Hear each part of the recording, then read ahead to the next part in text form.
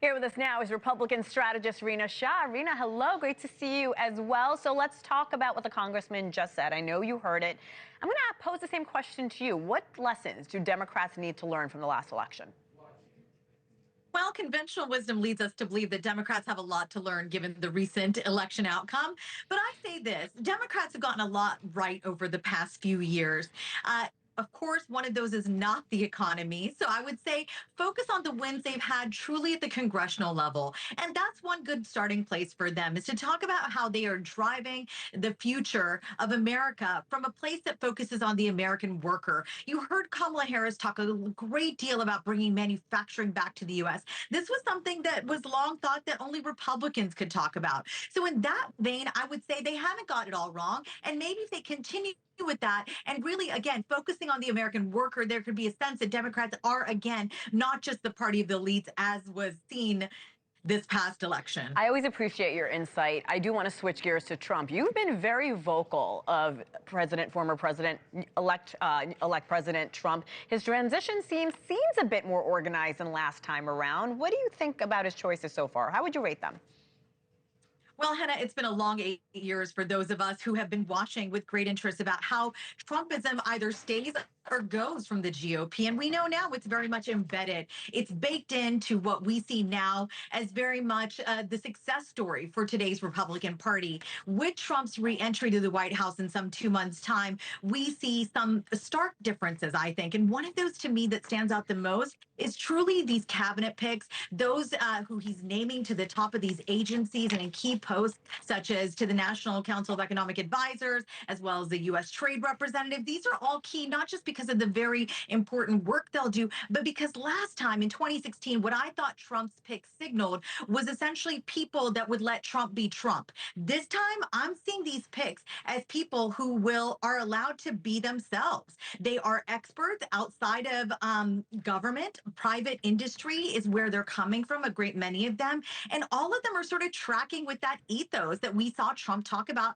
on the campaign trail and over these past 4 years. So that's all to say, I'm not too surprised by many of these picks. One pick specifically, Kevin Hassett. He's going to lead the National Economic Council. A lot of people at home don't know who he is.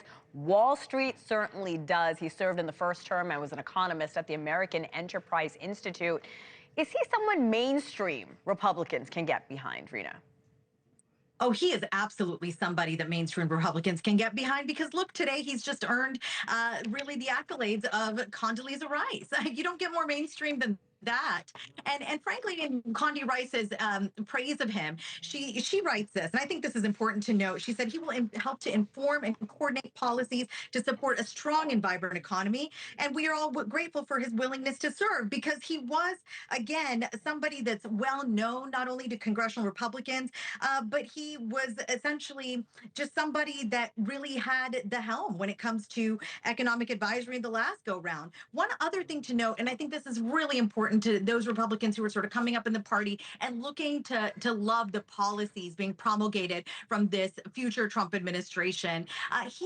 Kevin Hassett, is the author of essentially the opportunity zones. That's getting private investment into distressed communities. And there was the bipartisan legislation that he was part of co-authoring. And in 2017, there was a Tax Cuts and Jobs Act that opportunity zone language was very much a part of and really gets applauded by many mainstream Republicans. So this is somebody who can be perceived to be a steady hand at the wheel is what I really want to emphasize here. I'm not surprised, again, he's been a leading economist, and he is the former chairman of the Council of Economic Advisors. So a very decent pick in this role. Let's move on to Jamieson Greer as U.S. Trade Representative. He is known as a pretty big China hawk. He seems to be in favor of tariffs, which, of course, President-elect Trump says he will follow through on. Do you expect Trump to follow on his tariff threats, or are they really just a negotiating tactic, at least at this time? Yeah, this one's a tough one for me because we don't know that much about Greer, but what we can assume at this point is that he's a little bit more of a weak pick than we thought. He's somebody I think will kind of go with the wind. He's going to get in there and try to figure out, are we going to do the smoke and mirrors here? Are we going to really puff our chests out and see if this negotiating tactic works? With Trump, we all know he loves that element of surprise, and I think Greer kind of tracks along with that. All right, Rina Shah, happy holidays. Thanks so much for making time.